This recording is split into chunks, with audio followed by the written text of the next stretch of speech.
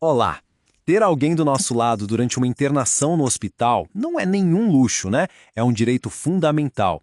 Mas, e quando esse pilar da dignidade humana acaba sendo ameaçado por uma crise que ninguém esperava? É exatamente isso que a gente vai analisar agora. E a pergunta que guia toda a nossa conversa é essa: o que acontece quando um direito tão essencial, tão básico, bate de frente com uma crise de saúde pública mundial? A resposta, olha, revela um conflito bem complicado entre proteger todo mundo e garantir a dignidade de cada um. A pandemia da Covid-19 colocou os hospitais numa sinuca de bico gigantesca. Pensa só, de um lado, a necessidade super urgente de restringir o acesso para tentar conter o vírus. Do outro, o impacto terrível que essa restrição teve na vida de pacientes que simplesmente dependem de um apoio constante. Para pessoas com certas deficiências, um acompanhante é muito mais do que só companhia. É a ponte para a comunicação, sabe? Para ajudar na tomada de decisões, para manter a própria autonomia. Sem essa pessoa de confiança ali do lado, a vulnerabilidade vai lá para cima.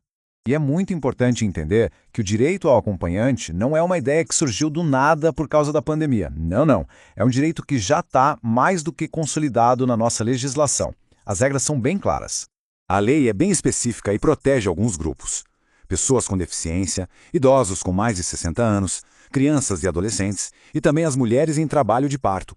Todos eles têm o direito a um acompanhante em tempo integral, garantido por diferentes leis. Cada uma delas reconhece essa necessidade de suporte no momento de tanta fragilidade. E a força da lei é bem clara aqui. O artigo 22 da Lei Brasileira de Inclusão não deixa dúvida. Ele não só garante o direito, como também obriga o hospital a dar todas as condições para que esse direito possa ser exercido na prática. Só que olha que curioso, a mesma lei que protege também abre uma pequena brecha. Ela permite que um profissional de saúde diga não para a presença do acompanhante, desde que justifique isso por escrito. E foi exatamente essa brecha que virou o centro de toda a confusão durante a crise sanitária. E essa brecha na lei leva a gente para outra parte muito importante da discussão. Qual é a real responsabilidade do hospital? Porque pode acreditar, as obrigações de uma instituição de saúde vão muito, mas muito além do tratamento médico. Os especialistas costumam dividir essas obrigações em duas partes. De um lado, o óbvio, o dever de assistência médica. Mas do outro, tem algo que eles chamam de dever de hospedagem. Pensa num hotel, mas com um padrão de segurança e cuidado infinitamente maior, porque ali tem gente fragilizada. E esse dever inclui garantir a segurança total, tanto do paciente quanto do acompanhante. E essa responsabilidade fica ainda mais séria por causa do conceito de responsabilidade objetiva. Pelo Código de Defesa do Consumidor, se acontecer alguma falha nesse serviço de hospedagem, tipo falta de segurança ou uma acomodação inadequada que cause algum dano, a responsabilidade é do hospital. Ponto. Não precisa nem ficar provando de quem foi a culpa. Bom, voltando para a pandemia. Com aquela brecha na lei sendo usada para limitar o direito ao acompanhante, ficou claro que era preciso uma resposta do Congresso para proteger quem estava mais vulnerável. E essa resposta veio na forma de um projeto de lei, o PL 2551 de 2020. É um nome técnico, eu sei, mas por trás dele existe uma proposta com um impacto humano gigantesco.